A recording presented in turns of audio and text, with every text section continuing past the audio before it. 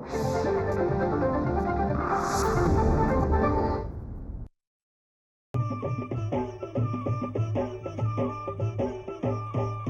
काळी आई धनधान्य देई, ही काळी आई धनधान्य देई.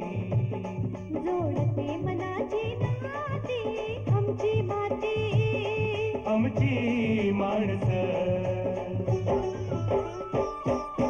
आमची माती, आमची माणसं, आमची माती, आमची माणसं, आमची माती, आमची माणसं, आमची माती, आमची माणसं.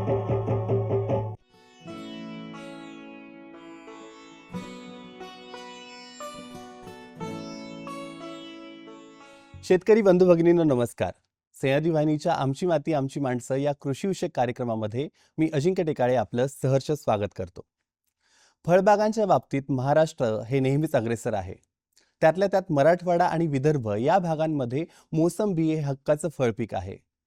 पण गेल्या काही वर्षांमध्ये हवामानातील बदल आणि रोगांचा प्रादुर्भाव यामुळे मोसंबी उत्पादक शेतकऱ्यांना फळगळ या समस्येला तोंड द्यावं लागतंय. तर ही फळगळ ही समस्या का होते, यामागची कारणमीमांसा काय, यावर आज आपण चर्चा करणार आहोत. आणि याच बाबतीत आपल्याला मार्गदर्शन करण्यासाठी आपल्यासोबत आहेत प्राध्यापक अजय मिटकरी सर, जे कृषी विज्ञान केंद्र जालना या ठिकाणी पीक संरक्षण विषय विशेष तज्ज्ञ म्हणून कार्यरत आहेत. तर सर, आजच्या कार्यक्रमामध्ये आपलं मनापासून स्वागत. सर, चर्चेला सुरुवात करताना सर्वप्रथम आम्हाला सांगा की मोसंबी याचं उत्पादन नेमकं कोणत्या भागात होतं आणि याची सरासरी किती उत्पादन आहे? भारतामध्ये जे फळे उत्पादित केले जातात त्याच्यामध्ये महाराष्ट्राचा आणि त्या फळाचा जर विचार आपण केला तर भारतामध्ये 6वा क्रमांक हे मोसंबीचा लागतो. आणि भारतामध्ये महाराष्ट्र, आंध्र प्रदेश आणि तेलंगणा या 3 राज्यामध्ये मोठ्या प्रमाणात मोसंबीचं पीक घेतलं जातं. आणि या 3 राज्याचा जर विचार केला आपण तर महाराष्ट्र हे अग्रेसर आहे आणि महाराष्ट्रामध्ये मोठ्या प्रमाणात मोसंबीचं पीक घेतलं जातं, उत्पादन त्या ठिकाणी घेतलं जातं. आणि महाराष्ट्रामध्ये जवळपास 57 ते 60 हजार हेक्टर क्षेत्रावरती आज मोसंबी उभी आहे. आणि त्याची उत्पादकता जर पाहिली तर 10 ते 12 टन प्रति हेक्टर उत्पादकता आहे.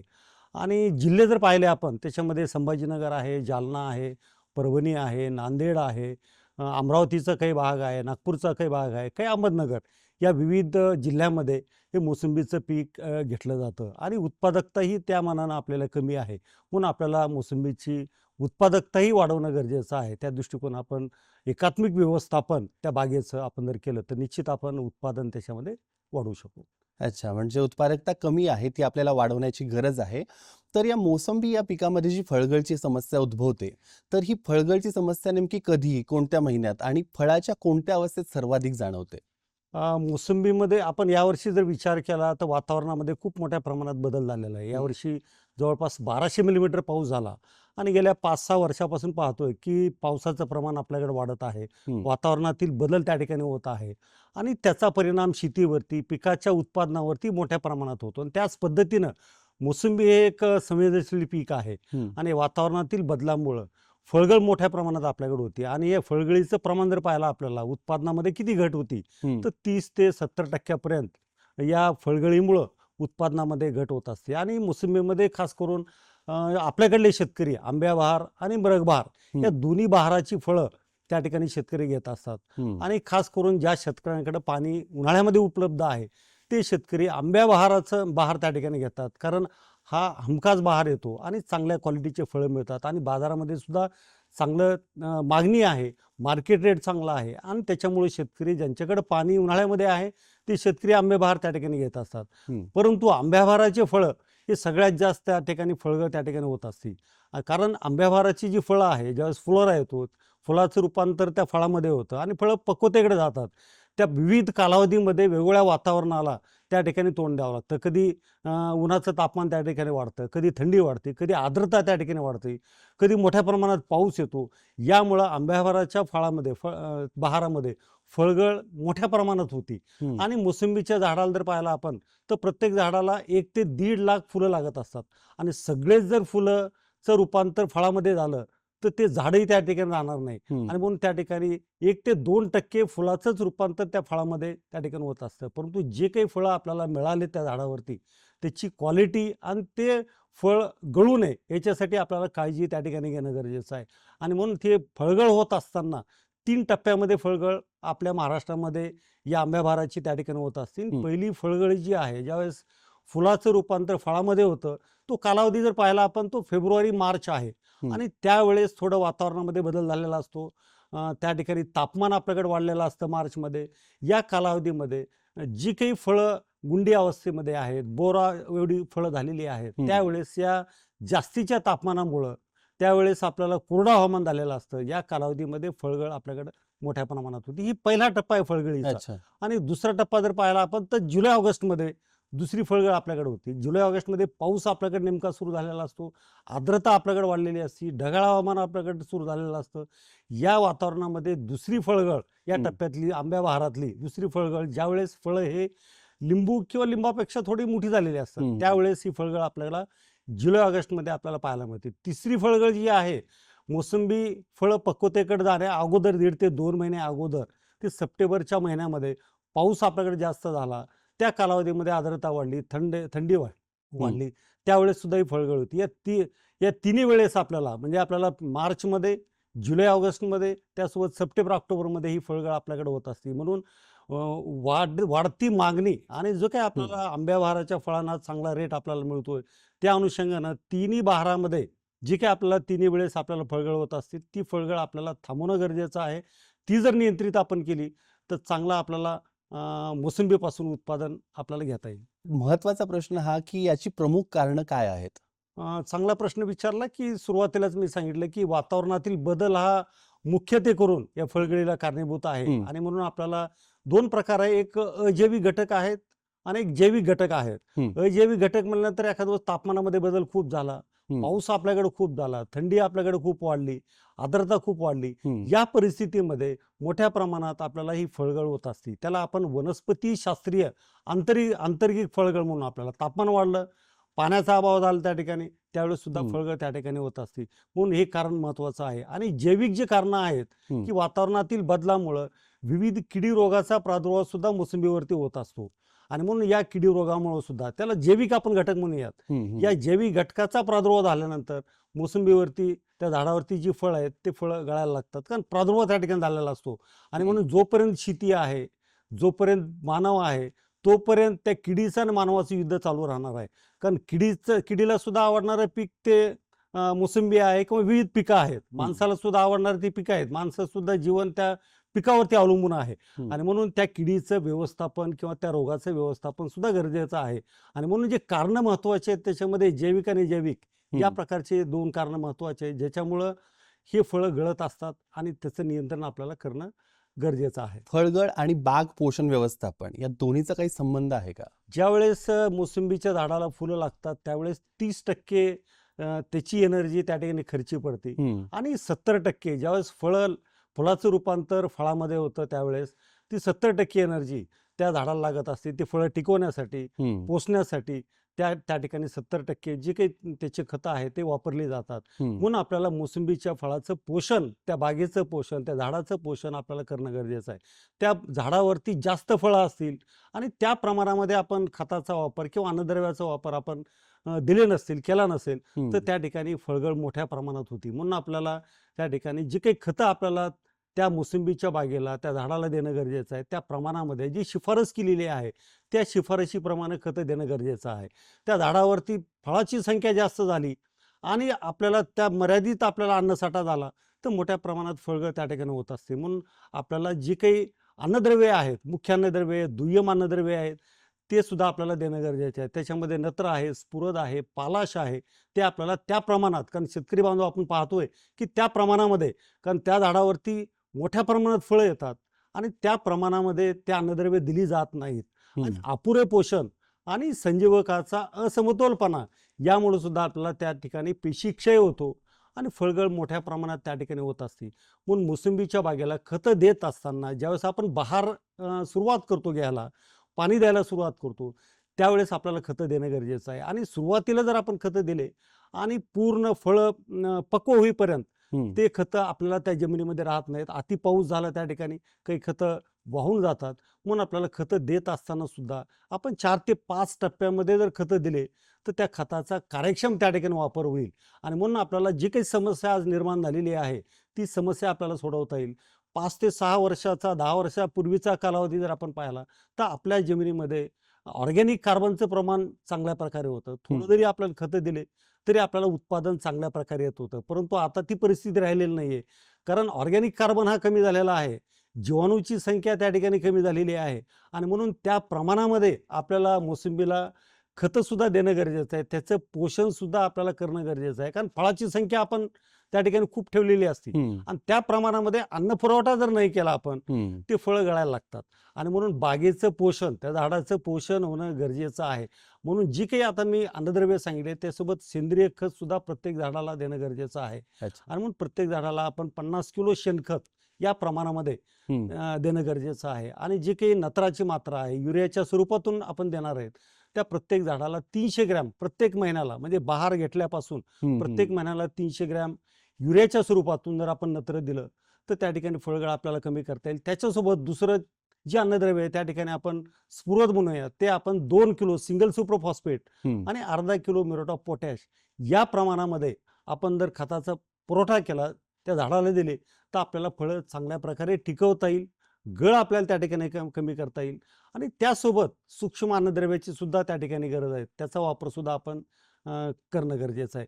या पद्धतीनं बागेचं पोषण हा सगळ्यात महत्त्वाचं आहे की वातावरणाला तोंड द्यायचं असेल तर त्याचा अन्नसाठा त्या काडीमध्ये झाडामध्ये साठला पाहिजे, त्या फळाला मिळाला पाहिजे. त्या पद्धतीने आपण पोषण करावं. आमची माती आमची माणसं. आता आम्हाला सांगा की वनस्पतीशास्त्रीय वनस्पतींची अंतर्गत फळगळ म्हणजे नेमकं काय आणि यावर काय उपाययोजना आता करता येते? वनस्पतीशास्त्रीय आंतरिक जी फळगळ आहे ते आपल्याकडे 60% होते. ज्यावेळेस आपल्या भागामध्ये ढगाळ हवामान असतं, पाऊस झालेला असतो, सूर्यप्रकाशाचा अभाव असतो, या परिस्थितीमध्ये प्रकाश संश्लेषणावरती बाधा निर्माण त्या ठिकाणी होती आणि अन्नसाठा कमी तयार होतो त्या ठिकाणी, म्हणजे कार्बोहायड्रेट कमी तयार होतात. आणि म्हणून नत्र आणि कार्बोदकाचं जे प्रमाण आहे CN रेशो बिघडला जातो आणि त्याच्यामुळं जी फळ आहे, देठ आहे, त्याच्यामधला जो भाग आहे तो कमकुवत होतो, वीक होतो तो लेअर आणि त्याच्यामुळं फळं गळायला लागतात. आपण त्याला वनस्पतीशास्त्रीय आंतरिक फळगळ म्हणू. अच्छा. यामुळे सुद्धा फळगळ मोठ्या प्रमाणात होते कारण अन्नसाठा त्या प्रमाणामध्ये तयार होत नाही. त्याच परिस्थितीमध्ये तापमान जर वाढलं आपल्याकडे त्यावेळेस फळं पक्वतेकडे जात असतात आणि त्या सप्टेंबर ऑक्टोबरमध्ये तापमानामध्ये थोडंफार वाढ झाली तर त्या ठिकाणी पाण्याची गरज त्या झाडाला त्या फळाला जास्त असते आणि त्यावेळेस जर पाणी आपण कमी दिलं त्यावेळेस सुद्धा फळगळ मोठ्या प्रमाणात होती. या प्रकारची वनस्पतीशास्त्रीय आंतरिक फळगळ आहे. म्हणून त्याचं व्यवस्थापन करणं आपल्याला तितकंच गरजेचं आहे. कारण वनस्पतीशास्त्रीय आंतरिक जी फळगळ होती विविध कारणं त्याच्यामध्ये फळगळीची आहे. त्याच्यामध्ये सर्वात महत्त्वाचं आहे या परिस्थितीमध्ये संजीवकाचा वापर आपण करणं गरजेचं आहे. अच्छा. म्हणून संजीवकाची जर आपण फवारणी केली, जी काही आता तुम्ही म्हणालात वनस्पतीशास्त्रीय आंतरिक फळगळ आपण त्याला म्हणूयात, ती आपल्याला कमी करता येणार आहे. कारण ढगाळ हवामान आपल्याकडे आहे, प्रकाश संश्लेषण आपल्याकडे होत नाहीये, अन्नसाठा त्या झाडामध्ये त्या काडीमध्ये होत नाहीये, त्या फळाला मिळत नाही. या परिस्थितीमध्ये आपण संजीवकाची फवारणी आपण त्या ठिकाणी करणं गरजेचं आहे. त्याच्यामध्ये आपण जुलै ऑगस्टमध्ये 15 दिवसाच्या अंतरानं आपण संजीवक NAA नॅफ्थॅलिक ॲसिटिक ॲसिड 1 ग्रॅम त्याच्यामध्ये एक टाकायचं आहे आणि प्लस 1 किलो युरिया 100 लिटर पाणी या प्रमाणामध्ये जर आपण फवारणी जुलै ऑगस्टमध्ये केली ती फळगळ आपल्याला कमी करता येईल. त्याच्यानंतर 15 दिवसानं ती संजीवक आपल्याला बदलायचं आहे. Gibberellic acid 1.5 gram 1 kilo urea 100 litre पाणी या प्रमाणामध्ये ह्या 2 जर फवारण्या आपण केल्या या संजीवकाच्या तर आपण फळगळ मोठ्या प्रमाणामध्ये कमी करू शकू. कारण 70% फळगळ आपल्याकडे उत्पादनामध्ये घट या फळगळीमुळे येत आहे आणि म्हणून या संजीवकाची 2 फवारणी. त्यासोबत आपल्याला जुलै ते सप्टेंबर महिन्यामध्ये आपण त्या खताचा वापर अन्नद्रव्याची जर पुरवठा त्या ठिकाणी केला म्हणजे आपण नत्र आणि पालाश सारखी खतं त्यावेळेस जर आपण 2 वेळेस दिली त्याच्यामध्ये युरियाच्या स्वरूपातून आपल्याला देता येईल 200 ग्रॅम युरिया आणि 125 ग्रॅम म्युरेट ऑफ पोटॅश. हे जर आपण जुलै महिन्यामध्ये आणि त्याच्यानंतर सप्टेंबर महिन्यामध्ये हे जर आपण दिलं तर जी काही फळं गळत आहेत ते आपल्याला थांबवता येतील आणि उत्पादन शाश्वत आपल्याला घेता येईल. त्यासोबतच आपण सूक्ष्म अन्नद्रव्याची जर फवारणी आपण त्या ठिकाणी करायची, झिंक सल्फेट, फेरस सल्फेट आणि बोरॉन या प्रकारची सूक्ष्म अन्नद्रव्य जर आपण फवारणी केली तर वनस्पतीशास्त्रीय जे आंतरिक फळगळ आहे ते आपल्याला 90% आपल्याला कमी करता येईल आणि उत्पादन आपल्याला त्या ठिकाणी वाढवता येईल. मोसंबी या फळ पिकावर कोणकोणत्या रोगांचा प्रादुर्भाव जाणवतो आणि त्यावर काय उपाययोजना करायला हव्यात?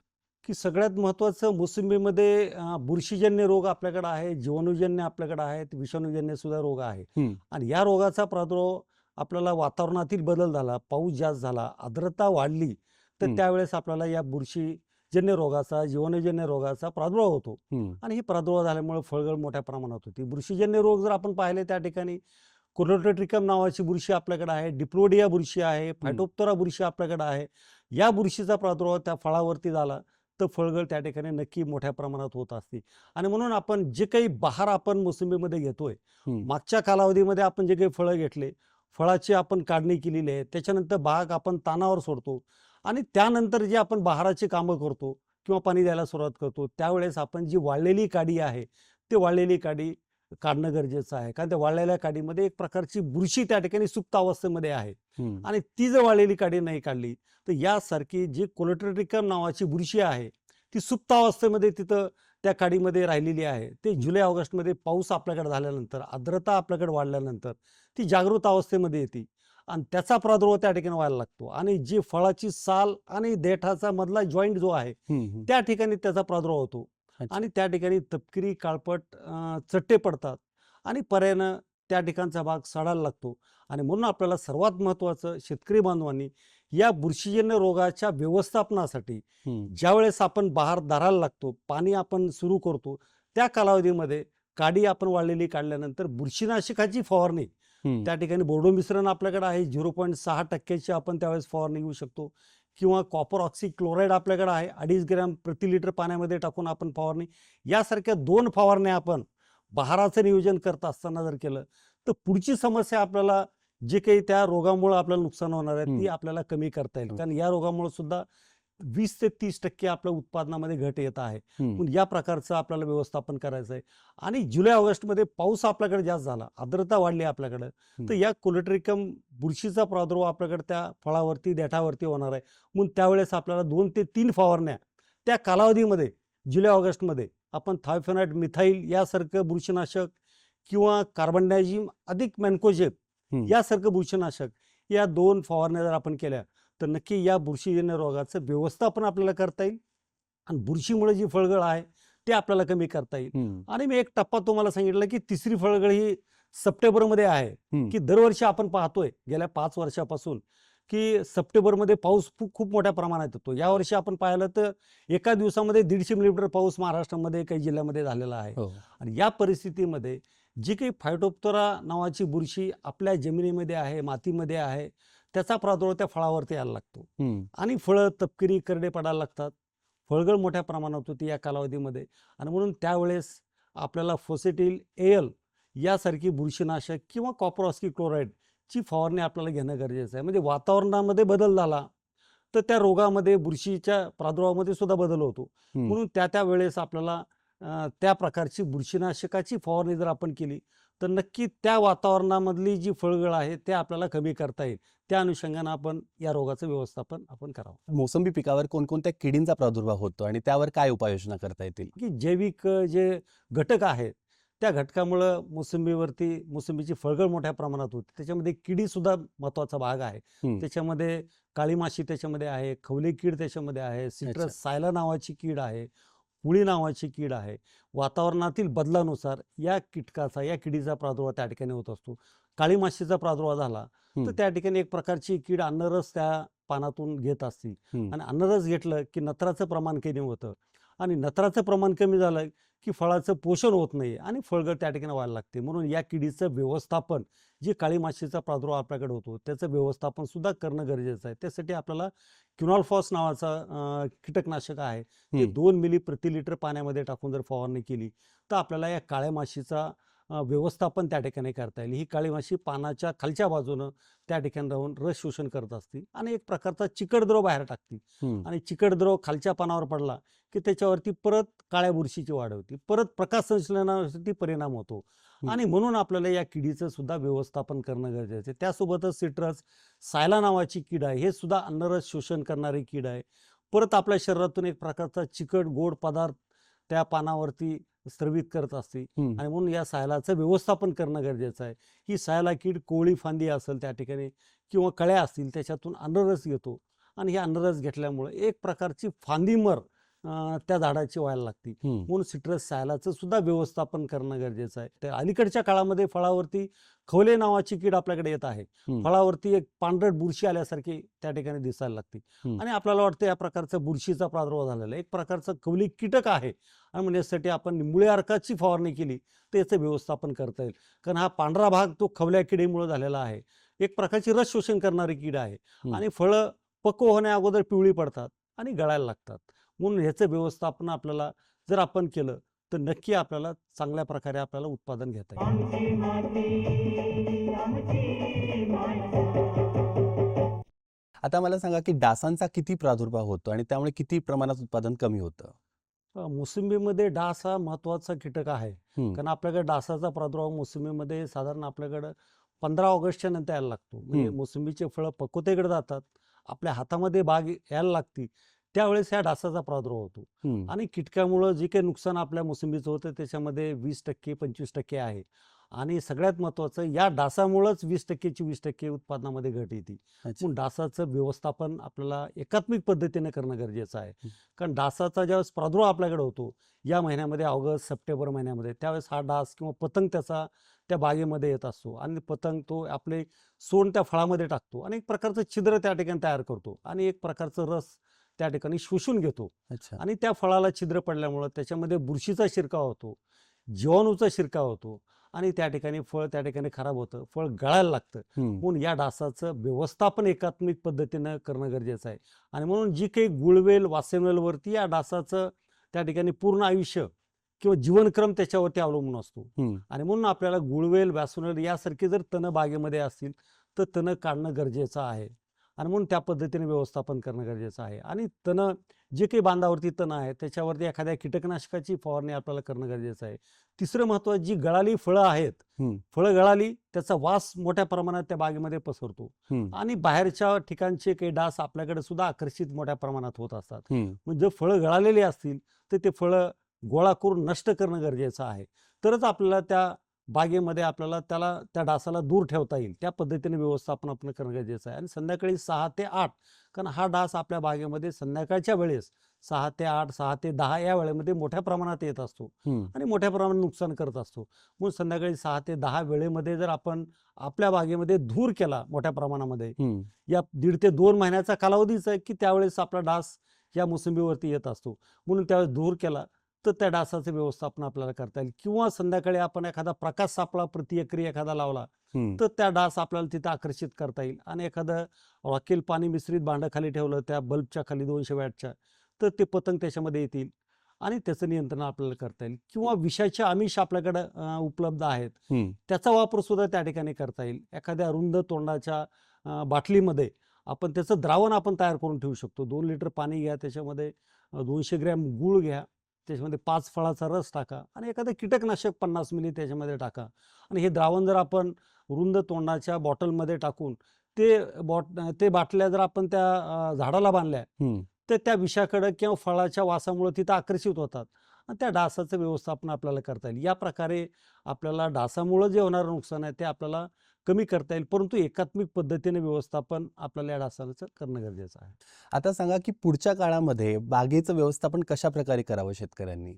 बागेचं व्यवस्थापन करत असताना सगळ्यात महत्त्वाचं आहे, जी वाळलेली काडी आहे हम्म. ते काढणं गरजेचं आहे. की सुरुवातीला आपण चर्चा केली की बहार घेत असताना बहुतेक ठिकाणी काडी काढली जात नाही आणि त्याच्यामुळे एक प्रकारचा बुरशीजन्य रोग मोठ्या प्रमाणात येतो हम्म. आणि त्यावेळेस आपल्याला फळगळीला सामोरं जावं लागतं. म्हणून त्यावेळेस आपण काडी काढणं आणि बुरशीनाशकाची फवारणी करणं हे सर्वात महत्त्वाचं आहे. आणि सगळ्यात महत्त्वाचं की त्या झाडावरती किती फळं आहेत हम्म. त्याप्रमाणे बागेचं पोषण होत आहे का, म्हणून जी शिफारस केलेली खतं आहेत ती खतं आपल्याला देणं गरजेचं आहे. त्या अन्नद्रव्याचा पुरवठा करणं गरजेचं आहे. त्या पद्धतीने जर केला आपण त्या फळाचं पोषण आपल्याला करता येईल. सगळ्यात दुसरं महत्त्वाचं, जी की संजीवक शिफारस केलेली आहे. हम्म. वातावरणातील बदल झाला, ढगाळ हवामान आपल्याकडे आहे, प्रकाश संश्लेषण फोटोसिंथेसिस चांगल्या प्रकारे होत नाही, या परिस्थितीमध्ये संजीवकाची निर्मिती होत नाही. म्हणून आपल्याला संजीवकाची फवारणी वेळेवरती आणि त्या प्रमाणामध्ये जर आपण केली तर निश्चित आपल्याला फळगळ ही समस्या आपल्याला थांबवता येईल, उत्पादन चांगल्या प्रकारे त्या ठिकाणी घेता येईल, म्हणून त्या पद्धतीने आपल्याला काळजी घ्यायची. सर, शेवटी आमच्या शेतकरी बांधवांना काय संदेश देऊ इच्छिता? मोसंबीच्या बागेमध्ये आपण जी काही शिफारस केलेली अन्नद्रव्ये आहेत ते प्रमाणामध्ये वापरा, कारण झाडाला फळाची संख्या मोठ्या प्रमाणात ठेवतो आणि त्या प्रमाणामध्ये अन्न पुरवठा आपल्याला केला जात नाही, हम्म, आणि म्हणून त्या ठिकाणी फळगळ मोठ्या प्रमाणात होती. आणि एखाद्या वेळेस जी फळं पक्वतेकडे जातात हम्म. त्या कालावधीमध्ये तापमानात वाढ झाली आणि आपल्याला जे काही जुलै ऑगस्ट सप्टेंबरचा कालावधी आहे हम्म. आणि आपल्याला पाऊस पडून गेलेला आहे, त्या कालावधीमध्ये तापमान वाढल्यानंतर नक्की त्या ठिकाणी जमिनीमधला ओलावा कमी झालेला असतो हम्म. आणि फळं पक्वतेकडे जात असताना त्यावेळेस पाण्याची गरज सुद्धा वाढलेली असते. त्यावेळेस बहुतेक ठिकाणी पाणी दिलं जात नाही, म्हणून आपण त्यावेळेस जर पाणी दिलं तर नक्की आपल्याला ते फळगळ कमी करता येईल. आणि खूप ठिकाणी ग्लायफोसेट या तणनाशकाचा वापर खूप मोठ्या प्रमाणात होतोय, अच्छा. आणि हा ग्लायफोसेटच्या वापरामुळं, कारण आपल्याला त्याच्यामुळे सुद्धा फळगळ मोठ्या प्रमाणात होती, म्हणून यासारख्या तणनाशकाचा वापर जी काही शिफारस केलेली नाही मोसंबीमध्ये हम्म. ती आपल्याला मोठ्या प्रमाणात शेतकरी वापरत आहेत आणि याच्यामुळे सुद्धा समस्या आपल्याकडे येत आहेत. म्हणून हे तणनाशक आपण टाळणं गरजेचं आहे. आणि गवत त्याच्यामध्ये झालं असेल, आपण ब्रश कटरनं कट केलं हम्म. तर निश्चित आपल्याला त्या तणाचे व्यवस्थापन करता येईल आणि आपली बाग सुद्धा चांगल्या प्रकारे ठेवता येईल. या पद्धतीनं आपण या मोसंबीच्या बागेकडे लक्ष आपण द्यावं. तर शेतकरी बंधू भगिनींनो, खतांचं योग्य व्यवस्थापन करून, अन्नद्रव्यांचा योग्य वापर करून आणि बोर्डो मिश्रण हे पारंपरिक पण प्रभावी अन्नद्रव्य वापरून आपण मोसंबीच्या फळगळीवर मात करू शकतो. तर सर, आज तुम्ही इथे आलात आणि आमच्या शेतकरी बांधवांना महत्त्वाची माहिती सांगितली, त्याबद्दल दूरदर्शनच्या सह्याद्री वाहिनीतर्फे आपले मनापासून आभार.